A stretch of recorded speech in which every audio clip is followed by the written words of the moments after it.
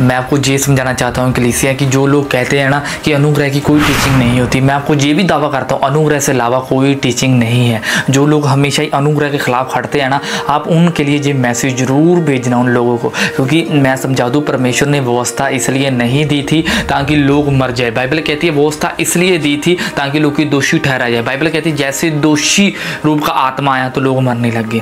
इसलिए मेरे दोस्तों बाइबल कहती है आप ये नहीं कह सकते कि व्यवस्था और सत्य एक रहेंगे और अनुग्रह लग रहेगा, नहीं नहीं नहीं नहीं, क्योंकि यूहन्ना 1:17 आयत में लिखा, बाइबल कहती है व्यवस्था तो मूसा के द्वारा दी गई परंतु अनुग्रह और सत्य, अनुग्रह और सत्य, अनुग्रह और सत्य यीशु मसीह के जरिए है। आप कैसे कह सकते हो कि व्यवस्था और सच एक है? नहीं नहीं नहीं, यीशु ने बोला अगर तुम सच को जानेंगे, अनुग्रह को जानेंगे तो तुम आज़ाद हो जाएंगे। क्योंकि उन लोगों को पता था कि जो लोग व्यवस्था के अधीन है, शराब के अधीन है, कर्ज के लॉ के अधीन है, क्योंकि जो आज लोगों ने परमेश्वर पास जाने के लिए इतने ज़्यादा कानून स्थापित कर दिया, कोई आज परमेश्वर के पास आना ही नहीं चाहता।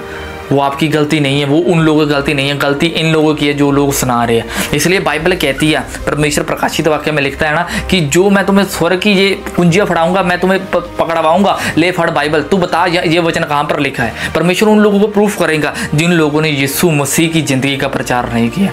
इसलिए मेरे दोस्तों मैं पहले समझा दूँ अनुग्रह से अलावा कोई टीचिंग नहीं है। मैं दावा करता हूँ अनुग्रह से अलावा कोई टीचिंग नहीं है। अनुग्रह परमेश्वर का दिल है, अनुग्रह लोगों को संभालता है कलीसियों, क्योंकि जिस पल आप अनुग्रह के दिन होते हैं परमेश्वर आपके घर में बंधन तोड़ देते हो। जिस पल आप अनुग्रह के दिन आते हैं परमेश्वर ऐसे पॉलिटिक्स, ऐसे लोग आपके साथ खड़े करते हैं, परमेश्वर कहते हैं कि तुम्हारे ऊपर अनुग्रह का वरदान है। हालेलुया। इसलिए मैंने लोग देखे जो सिर्फ अनुग्रह की इंसल्ट करते हैं, पास्टरों की बेइज्जती करते हैं। अरे भाई साहब बाइबल कहती है जिसने अनुग्रह की आत्मा का अपमान उड़ाया वो कितने दंड के योग्य ठहरेंगे। मतलब कि अनुग्रह की एक आत्मा है, अगर आपने उसकी इंसल्ट ही कर दी बाइबल कहती फिर दंड आएगा, श्राप नहीं आएगा, क्योंकि परमेश्वर अभी श्रापित नहीं करते यीशु की वजह, दंड आएगा, उसको सताएगा, उसके घर में कोई प्रॉब्लम। परमेश्वर कहते हैं कि तू अनुग्रह का, इसलिए जो उसके राज्य के सामने कोई भी व्यक्ति क्यों ना आए, अगर कोई बड़े से बड़ा कोई क्यों ना होगा, परमेश्वर माफ़ नहीं करेंगे।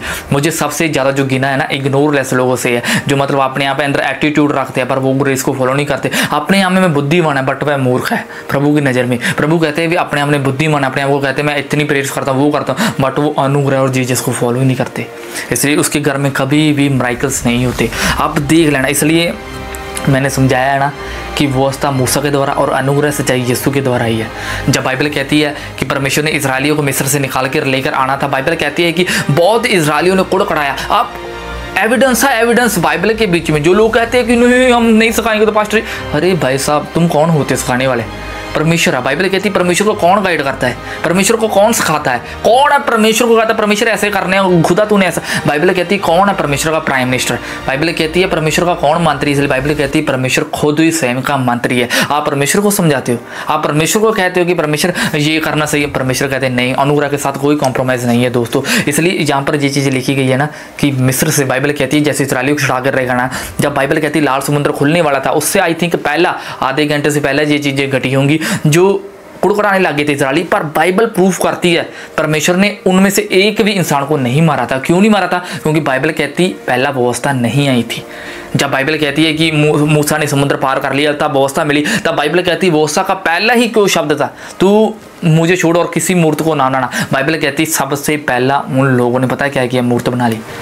अब पढ़ते हो ना, जब बाइबल कहती व्यवस्था मिली और बाइबल कहती है कि सांपों की बरसात हुई, तब बाइबल कहती है कि मूसा के खिलाफ लोग कुड़कुड़ाने लगे थे, हमें यहाँ मारने के लिए ले, यहाँ पर मिस्र में बढ़िया थे, खीरे खाते थे, वो करते। बाइबल कहती सांपों की बरसात हुई, बाइबल कहती उसमें पता नहीं कितने लोग मारे गए। वो कब की बात है? वो तब की बात नहीं जब बाइबल कहती व्यवस्था नहीं मिली, बाइबल कहती व्यवस्था मिल चुकी थी, बाद में बात थी, क्योंकि पौलुस ने इसके विषय में लिखा है।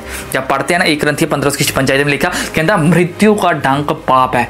मैं पहला कहता हूँ कि हाँ भाई अगर आप मृत्यु के दिन होना चाहते हैं पाप, पर आप ये तो सोचो कि पाप भी कहाँ से आता है।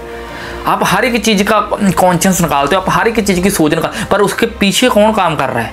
यहाँ पर लिखा कहता 1 कुरिन्थियों 15:5 में मृत्यु का डंक पाप और पाप का बल व्यवस्था है। इसलिए मैं व्यवस्था का प्रीच नहीं कर सकता दोस्तों। मैं चाहता हूँ परमेश्वर ने बहुत ही बड़ी एक अनुग्रह की टीचिंग रखी है आपके लिए। परमेश्वर चाहते हैं आप सिर्फ खुशी देखो, गुड न्यूज़ देखो, कोई बैड न्यूज़ देखो। पौलुस कहता मुझे हैरानगी होती है, कहता मुझे हैरानगी होती है तुम्हें जो बाइबल कहती है यीशु ने अनुग्रह में बुलाया, इतनी जल्दी गिरकर और ही प्रकार की सुसमाचार की ओर झुकने लगे हो। Praise the Lord ji. Compromise करने लगे हो। पौलुस कहता मुझे शर्म आती है। फिर बाद में वही रोस्टर रहती है, पता नहीं मेरे पास वरदान तो है, यूज़ करना नहीं आता, मेरे प्रभु वरदान ही देता, मैं वो करता। अरे नहीं बेटे, यहाँ पर वो लोग नहीं चलते जो मतलब अपने दिमाग से चलते, यहाँ पर वो लोग चलते हैं जो मसीह के दिमाग से चलते हैं। मसीह का दिमाग सिर्फ अनुग्रह का ही दिमाग है, यीशु मसीह के नाम में। इसलिए याद रखना कि दोस्तों, जो लोग कहते हैं ना कि व्यवस्था सिखानी चाहिए, मैं कहता हूँ कि दोस्तों जिस पल आप व्यवस्था को सिखाएंगे, लॉ को सिखाएंगे, लोगों को जो सिखाएंगे वो करना, दैट्स इट। लोग देखना पीछे हटने शुरू हो जाएंगे। मेरे पास इतने प्रूफ पड़े हैं ना, मैं एक दिन गवाही लेकर आऊँगा आपके सामने लाइव पर, तब आपको पता चलेंगे जो लोग बैक स्लाइडर हो चुके, जो मसीह को छोड़ चुके थे। बहुत सारी ऐसी बहनों जो बाहर फॉरेन से भी मेरे को मैसेज करती थी, वो कहती थी कि पास्टर जी मैंने ये टीचिंग सुनी तो मेरा दिल रोने लग गया था। ऐसे लोग जो बैक स्लाइड मतलब प्रभु को छोड़ ही बैठे थे ना, क्यों? सिन, कौन जो उसके दिमाग में पाप बैठा दिया था। एक प्रीचर ने बोल दिया तुम्हारे पाप नहीं माफ़ होंगे, प्रभु ने तुम्हें छोड़ दिया, अब तू कुछ कर ही नहीं सकता, तू डेड है। प्रभु की छोड़ बैठी वो। जब उसके पास अनुग्रह का ये प्रीच गया, आज वो लड़की प्रभु में है और हमारे साथ सेवकाई कर रही है यीशु मसीह के नाम में। अब कहते हो कि अनुग्रह जगह, मैं कहता हूँ कि अनुग्रह बेटे तेरे को संभालता है। इसलिए जब भी आज अनुग्रह और व्यवस्था की बात है, आप याद रखना अपने अनुग्रह को हमेशा नेक्स्ट लेवल लेके रखना। इसलिए मैं चाहता हूँ कि उसका आत्मा बढ़ता चला जाए, हम करते चले जाए यीशु मसीह के नाम में। God bless you.